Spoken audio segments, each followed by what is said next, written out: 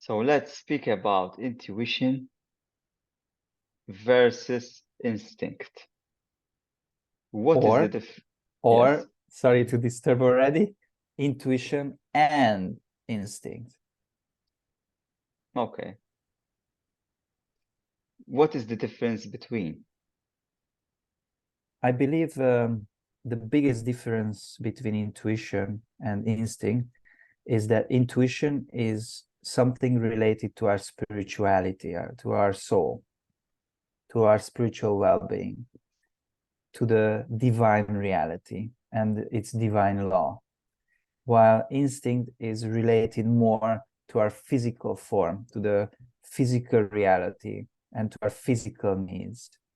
This is the main two difference between the two. Both are very important and both are needed for our human experience. So it's not either or.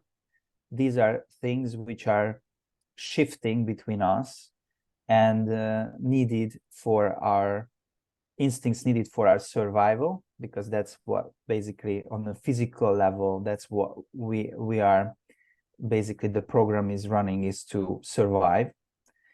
And on the spiritual level, for the purpose is nothing else but to grow, to expand. And for that, we need intuition, because intuition is something very, very powerful. So can we say that instinct is the ego and intuition is the spirit? No, because I would say instinct is something even lower than the ego. Although it's connected to the mind as well, but you know, the mind is a bit higher than the physical body. Let me put into a frame. We are part of the human consciousness, and then under our human consciousness there is the animal kingdom and the plant kingdom, let's say, and then the mineral kingdom. So with the instincts, we can say that instinct works by the physical reality, what needs to be provided for survival, and that is more animalistic nature of our being as well. So what does an animal and the human is what are the commonalities between these two kingdoms? Our instincts are same. We need to eat, we need to drink, we need to sleep, we need to feel safe, we need to what's the name, procreation. Yes, procreation. So we also need that for our for humanity to grow. So this is the same as we have common with the animal kingdom, right? These are part of our instincts. So when I feel hungry, I'm looking for food. When I feel tired, I'm looking for shelter. When I feel sick, I'm looking for, let's say, I start to fast. So these are all instinctive programs within ourselves in order that we survive. But when it comes to intuition, it's related to how I'm aligned with my divine purpose, with my divine connection. So intuitively, I can decide that I'm going to fast, not because I'm sick, like in the case of an animal who get poisoned food, then right away, instinctively, that animal not gonna eat, or go to look for clay and eat the clay, like the monkeys. They in the jungle, they go to actually dangerous places to look for the clay, even though they risking their life, because there are many predators who can kill them to get to that area where there are clay, but they need to find it instinctively, because that helps the poison to be removed from their body. But when we come to intuition, which is something given to human consciousness, It's something that I can decide that from today or tomorrow, I'm going to fast for the sake of God, to purify my intentions, to detach myself from the physical world, to find my inner connection with the divine, and to calm my nervous system, and so on. There are many amazing benefits of fasting. So it's nothing to do with my instinct that I want because I'm sick, but it's more I want it because I want to purify my intentions. I want to feel this divine connection, and this is more intuitive. The higher connections we have with the divine, the higher vibration we are vibrating, the more I know what would be the right path on my spiritual journey. The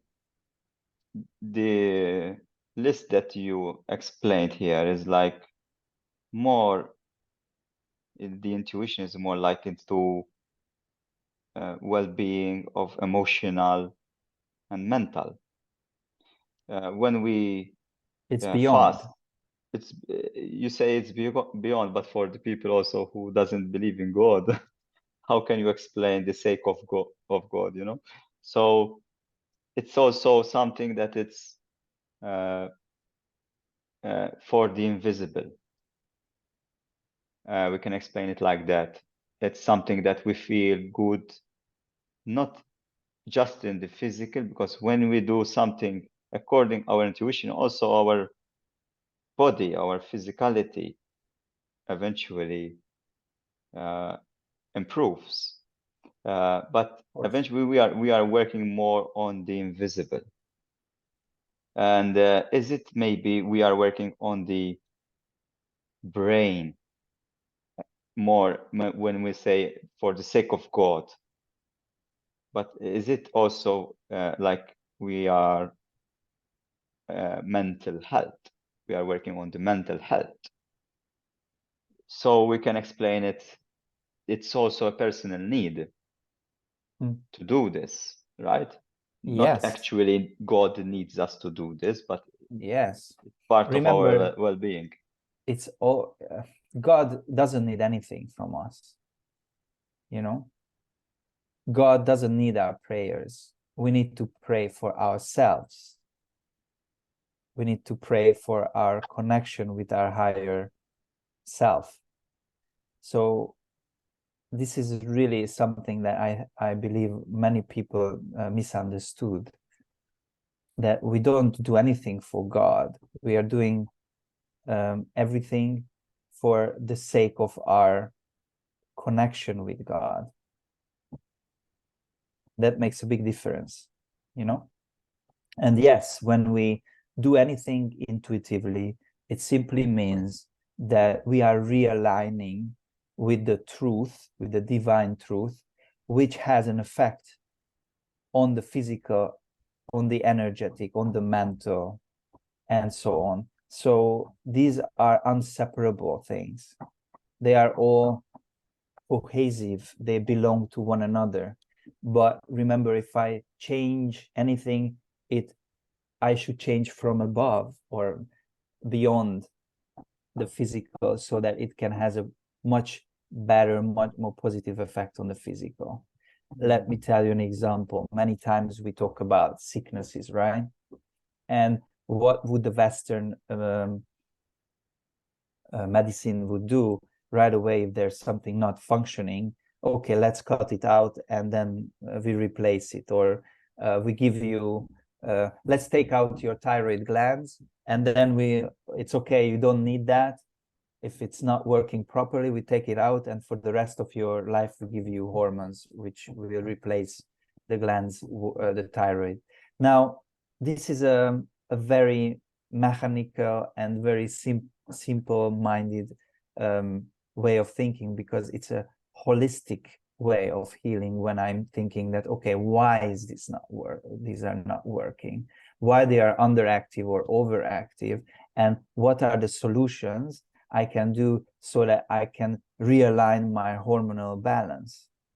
So this is when we really think that, you know, wholeness is the key in everything, in all aspects of our life. So when I'm intuitive, actually my intuition knows the best what my physical needs are as well. And I also believe that our instincts are also very important, but many times our instincts are go against our intuition. Why? Because the program is different. Remember, instincts are to survive. And remember, our intuition is to expand.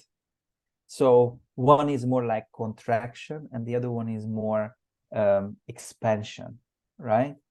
So my instinct says that, oh, don't swim right now in the Danube because it's like 10 degrees and it's so freaking cold and you get a heart attack.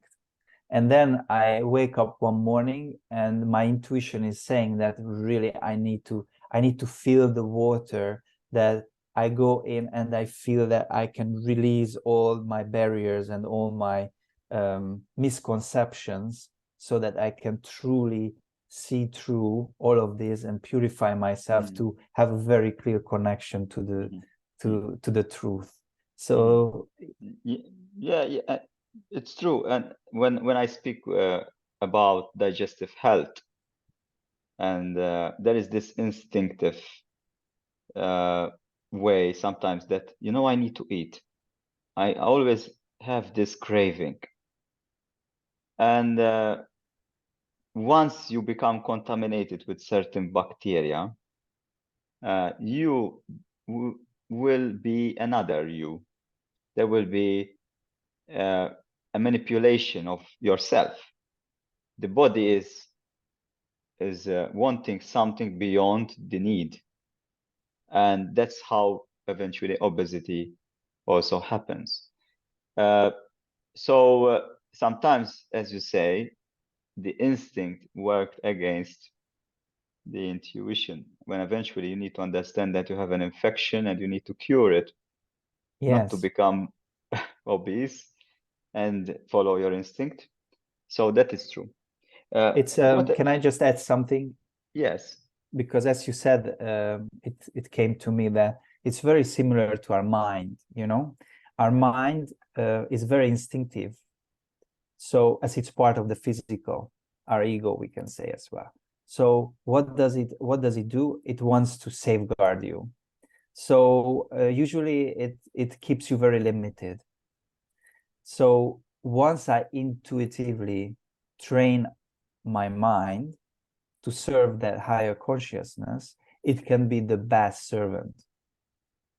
But until it's tamed, it very instinctively just keeping you on a limited level of consciousness. And that's the same thing in general with our instinctives, that we are very instinctual beings. But if my intuition is training my habits to some certain sadhanas, we call it in yoga, or spiritual practices, which is physical practices like practicing yoga, practicing breathing, practicing meditation, and so on, then you get your body get used to it, and then instinctively, and this is a good news, instinctively your instincts realigns with your intuition, and actually it supports that.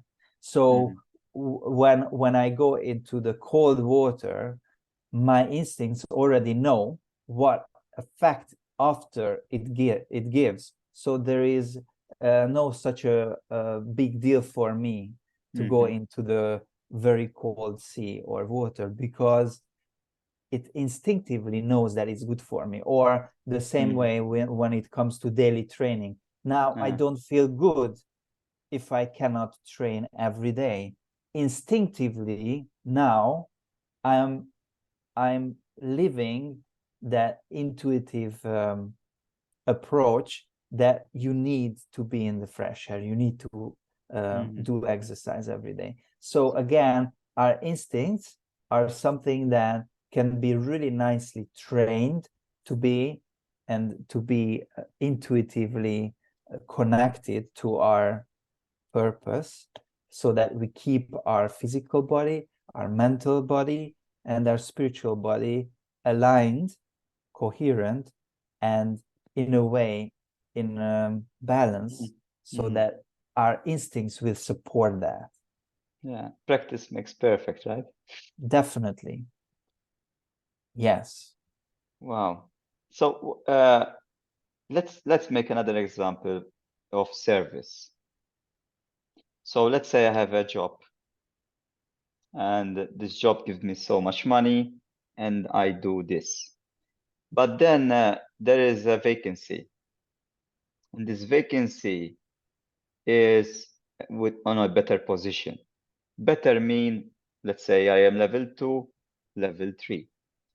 But it doesn't mean that level which gives me more financial income eventually, which the instincts say, okay, that is good. But then there is this intuition that eventually say, is it really that my role or my ability to do that? Am I truly capable of serving that role? Many people jump because they go instinctively on the financial gain. What happens, and I can tell you from experience, that it will be a disaster usually. And they, even though they get the financial income, the difference that they gained, they are using it to preserve their well-being, whether it's physical, because there is so much stress, and also there is emotional well-being, or there is not this satisfaction or value that before they were. So this is something that I understand. This is not just about food and drink, but sometimes we need to fast also from financial gain. Even though we have this opportunity, we need to meditate and say, is it truly my path to go there? So even though we are selected by the interviewers, and we say, if the interviewer said, you know, they saw me like I am a good person to fulfill this duty, I think the best interviewer is ourselves, right? We need to be our own judges. So before, this is something that I am really seeing in our communities today, that we are always jumping to go versus the financial gain, rather what we are truly able to do.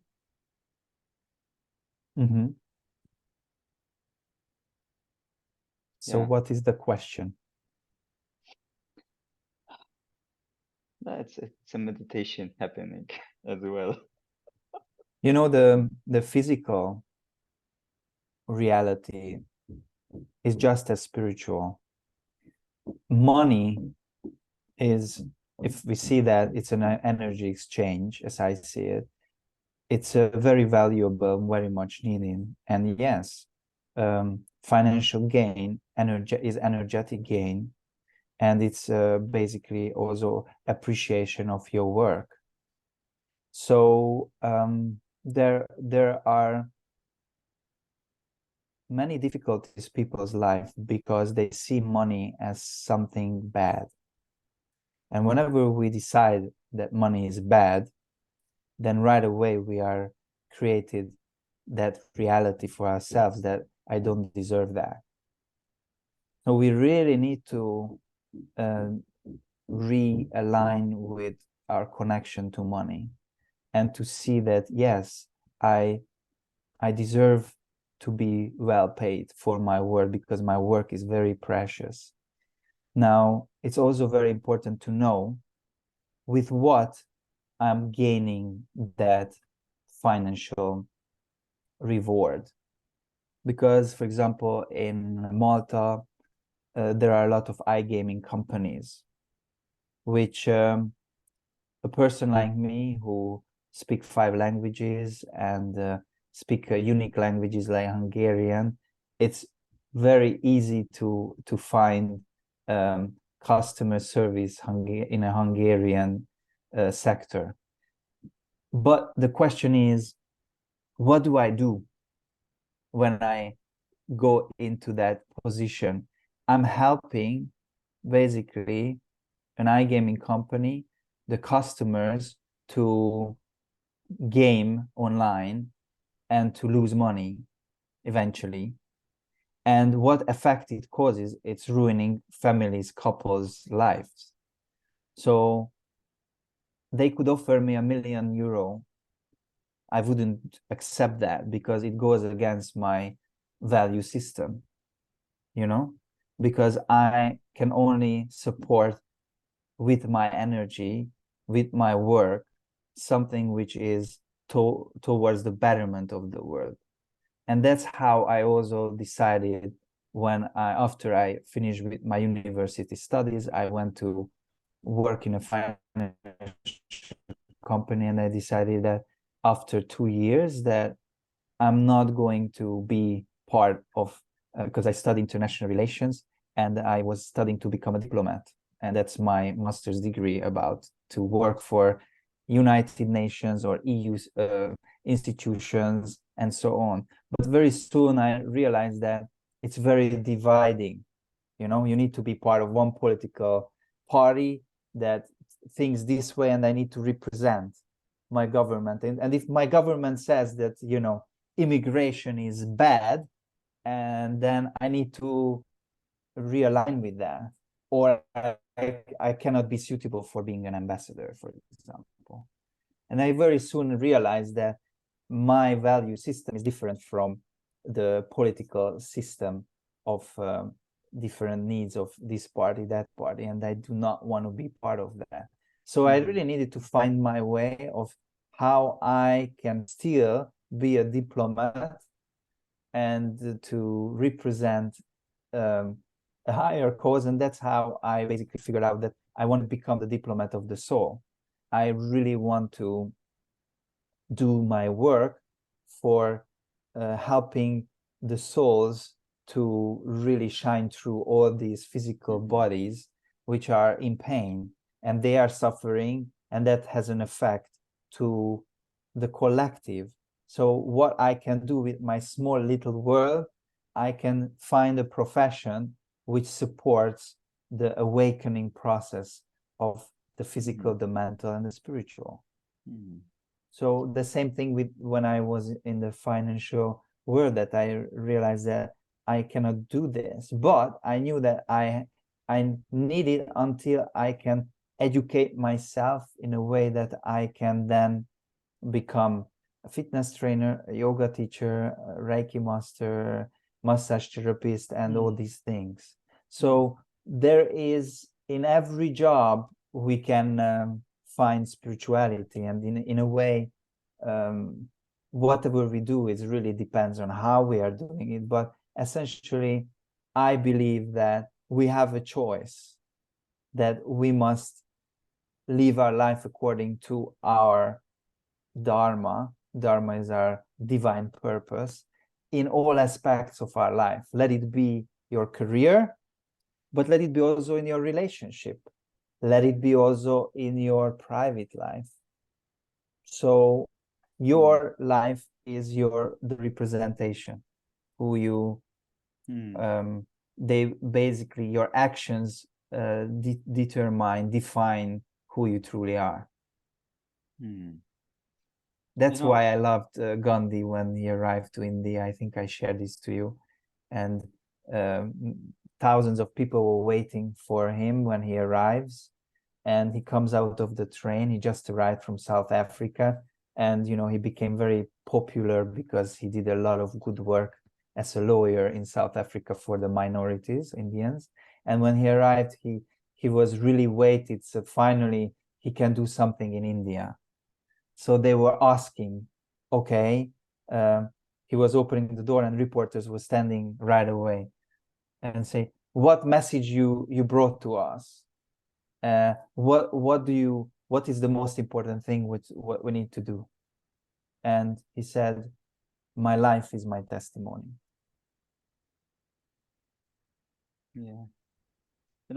I work in a plastic company. We do so much plastics every day. And I say, why do we need plastics in our life? Can we live without them? And I say, I want to do something better for this world. But then I go home and I use plastic containers. I use a car full of plastic. And if you look around, even this laptop is full of plastic. So can we live without this plastic? Am I really doing a wrong job, a bad job? And even if you focus on gaming, and there are people maybe who satisfy themselves by doing this. I don't need to, but maybe certain people need to.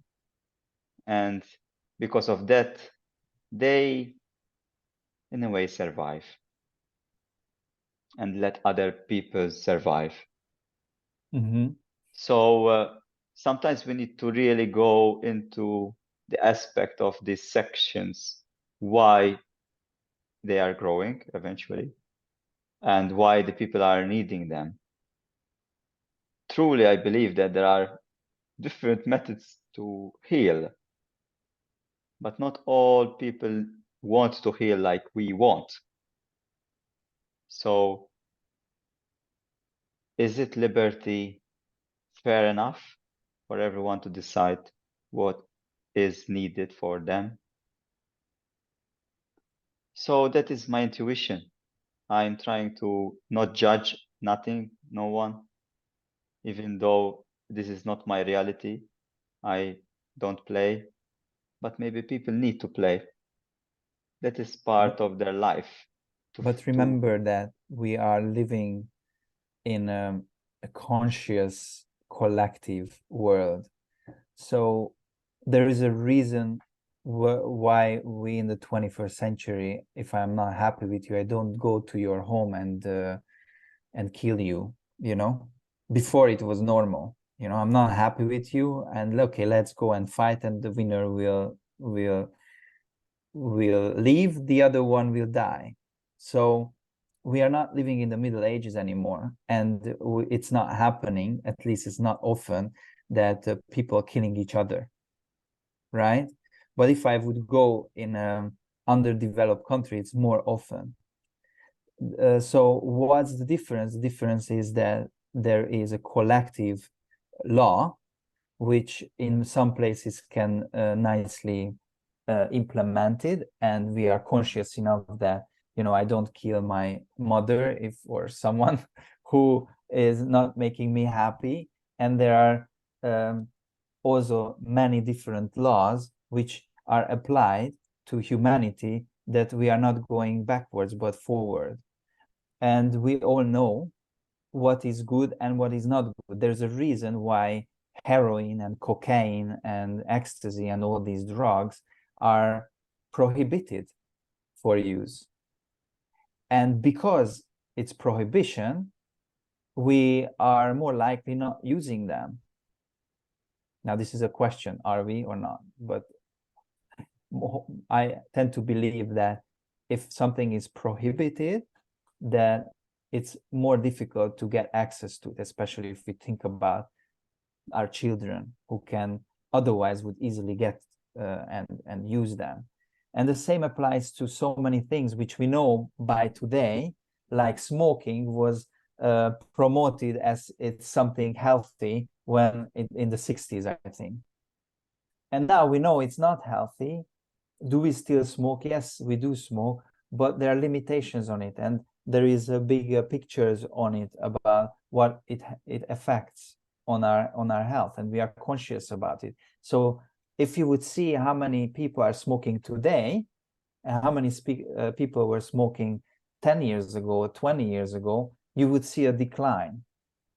So I truly believe in the human potential, and as we are raising our awareness and consciousness collectively, we are moving towards the light, which is our well-being, you know. And the more we are educated on a spiritual reality, the more we are not going to substitute our sexual needs with pornography, the more we are not our loneliness with alcohol or drugs. And it's related also to the virtual reality, which is now, I think, one of the biggest substitution for real connections. So we have a responsibility, our generation, how the new generation will evolve, especially with the new scientific approaches which are coming every year, and new things.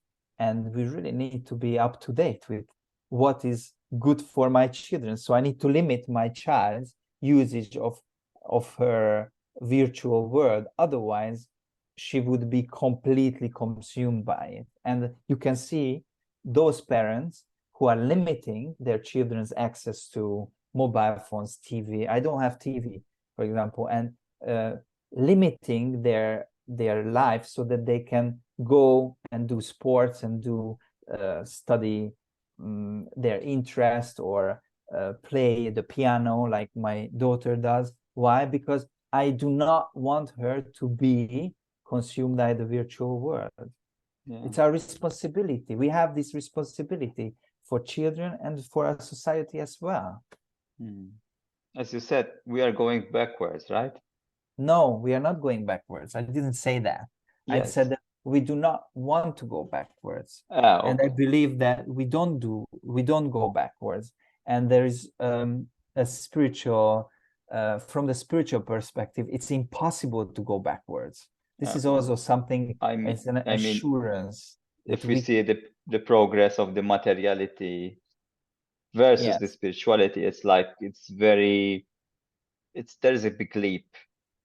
And some people translate it as going backwards, but eventually it's like there is so much difference between how much we worked into spirituality and materiality, that we are so much further in technology than the spirituality. If we were in the opposite way, and we had few technological instruments today, but we focused more on unity and how can we truly support each other, not living in a community, in a complex, and we don't even know each other, right? So it's becoming very normal. So this is something that really we need to focus on spirituality more than materiality. And I see that as an example after 8, we have this tradition. After 8, we settle up on the sofa and we look at the TV, and we have these 2 hours focused our attention on the TV. But eventually, I say how much time we can use for ourselves. So if there is your partner, your children there, why don't you focus on them instead of looking at the television? So this is how we use our time as well. At the same time, technology gives us certain knowledge, and that's where the balance has to be.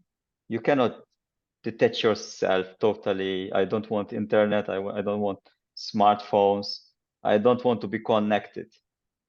So I believe there is a balance between how much we should do.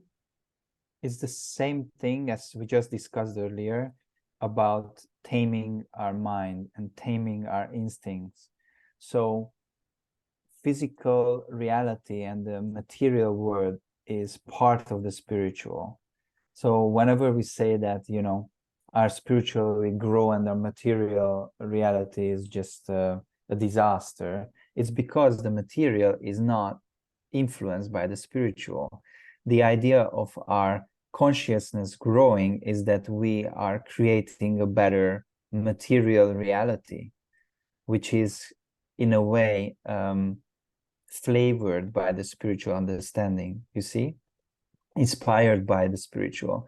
So all these amazing technological advancements should serve that higher consciousness, and it does serve it, because thanks to the internet now we can be so much collectively connected. And you know, our greatest purpose collectively as today is to create this oneness of mankind through all aspects, where we don't see anymore each other as different nationalities, different religions, different skin, different this and that, but to see that oneness within ourselves, that beautiful soul which we are all connected to, the divine Paratman, to that higher consciousness.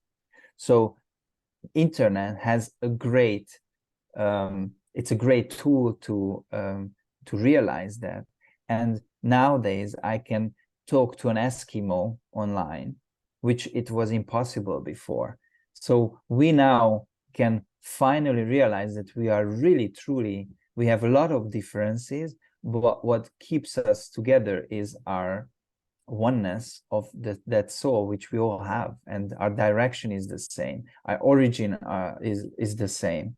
So this unity in diversity and versus unity in uniformity, it's very important that we understand that just because we become one, it doesn't mean that now everyone needs to do the same thing the same way.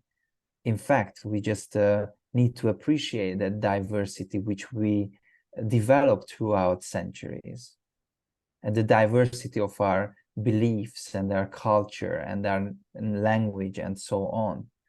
But for that, technology is really is there to support us. And that's the same thing with technology in operations, technology in so many ways. So we can only need to raise awareness of what we want this physical world to be. Is it a reflection on the spiritual, or it's a pure reflection of our instincts, animal instincts, which is to survive? Because if that's the case, we are killing each other. You know, the Hopsi world becomes the reality, or the laws of Hammurabi, that if you push my eye out, I push yours. You know. So what is that we're using the material is all depends on our level of consciousness. But because we are not learning in school the spiritual concepts and bases of oneness, but we are taught to be competitive and we taught to be a good servant of the system, therefore we are all missing out this very essential knowledge that we are one, inseparable, and not just one on collectively as human beings, but we are one within ourselves, this mind, body, and soul, which needs to function together, aligned with each other, so that we can live in harmony within ourselves. In harmony. Wow. If we would even imagine how it would be, that word, harmony, living in harmony. And I believe harmony is not just about truly don't feeling any pain. As you said, it's like you live in a forest and there is this rain, this cold rain falling on you, and you cannot say, oh, shut up, rain, please, I don't like you, but I accept you because I know that it's normal for you to be cold. So that is you. So acceptance, even if there is pain. Exactly. That is harmony. And that Yeah. can be a switch, which can happen even right now. The process is in our minds, actually. It's not in, Yes. we need And to, we need to realize that what you just mentioned, that pain is part of our evolution. So remember again, the difficulty is that instinctively we want to avoid pain and gain pleasure. This is the two programs which, on a physical level, our mind is programmed. On a spiritual level, it's quite the opposite, because through pain we can truly learn and expand most of the time. So without pain, unfortunately, we are not learning our lessons, which is required for our expansion. And we want always, especially we can see in the virtual reality now, it's all about beauty and good and shining things. While when someone is in depression, someone is in a bad place, it is translated like he's in a bad position. We need to be in challenging times. We need to suffer. We need to explore low in order to then reach the high. So there is nothing wrong. Like in nature, if you go, you see very disastrous storms, which is part of that symbiosis which nature is built around, right? So it's not always shining and sunshine and no wind. We need the wind, we need the storms, we need hurricanes, we need all of these things to clean up. Everything is a cleaning journey, in my opinion. When we are going through difficulties, we are purifying ourselves so that we can move into the higher level of consciousness. So therefore, if you are struggling, if you are going through challenges in your life, you are progressing, and be grateful for that. wow. Yes, I think we can end this. It was a very beautiful conclusion like that. Yes. we like to safeguard ourselves, but life itself knows the best what we need in order that we can grow. And many times it's knocking on our doors and we don't want to open the door, but then it comes through the window and you need to deal with it. You cannot hide, you cannot run away, you cannot procrastinate for the rest of your life, because your divine purpose is there to unfold. And that is coming through so many ways. You just need to intuitively listen to it. Yeah. From a material aspect, for those people maybe who are not comprehending the spiritual aspect, don't wait until your car breaks. Mm. You need to serve before it breaks or it makes any noises. We tend to break and then ask for help. Literally, like, help me now.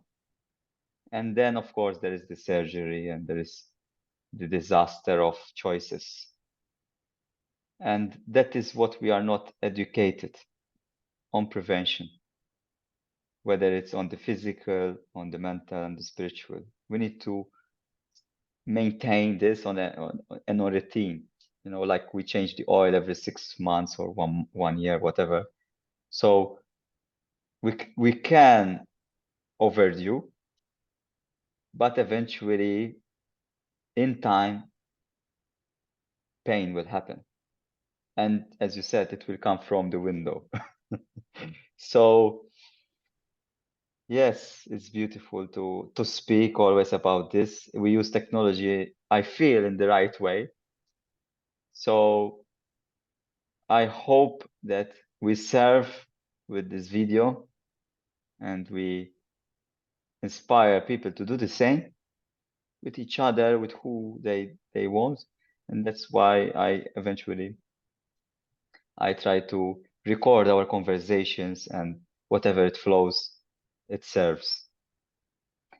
Wow. Beautiful. Thank you so much. Maybe just to add one more thing is just don't see our instincts bad. Our instincts needs to be trained so that it serves our intuition. So this is so important, that instincts can serve our lower nature and instincts can serve our higher nature. But this one needs to calibrate it, like when you're tuning your guitar before you play it. And this is something that with our spiritual work, with our consciousness expanding, we are able to tune our instincts into serving our intuition. I think this could be the summary of what I really wanted to share in relation of intuition and instinct, because we have the tendency, as we are growing spiritually, to look down on the physical, to look down on our animalistic nature. But so much time in my own self-development, which I'm coming from a very physical, I was a professional athlete. So my body taught me so much that my spirituality took time to understand it, because instinctively there is a lot of teaching how the physical reality works. So that is also important, not to look down the, my instinct says this, so that should be something lower nature. Don't judge our animalistic instincts. The body has so much knowledge, spiritual depth, that it could also teach us about what is the right direction in our, for example, healing. I I want to add this, and that's it. But when we speak, it's like there is a meditation also coming in. When I say that my children truly teach me, it's like looking low at our lower nature. But doesn't mean they are children, they are young, and they cannot teach me because I am grown up. Actually, sometimes it's the opposite, because we are so much into other things that we are into the routine, the mundane.